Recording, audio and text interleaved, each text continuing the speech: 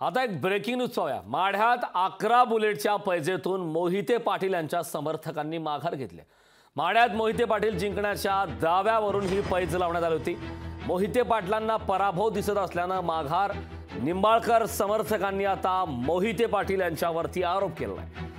खरतर माढा लोकसभा मतदारसंघ या मतदारसंघात अगदी पहिल्या दिवसापासून नाट्यमय घडामोडी घडल्या होत्या। नेमकं कोण या मतदारसंघात बाजी मारणार यावरती सध्या दावे प्रतिदावे होत असताना माढ्यात 11 बुलेटच्या पैजेतून मोहिते पाटील यांच्या समर्थकांनी माघार घेतली। ज्या मागच्या 8 दिवसाच्या काळात सोशल मीडियावर 11 बुलेटची पैजेचा विषय झाला होता।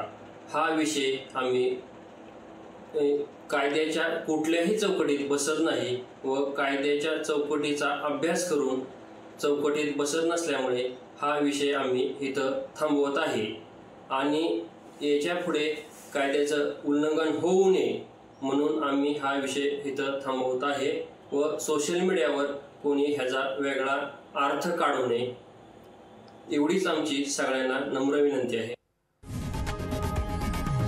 लोकशाही मराठी ऐका, पहा, जागरूक रहा।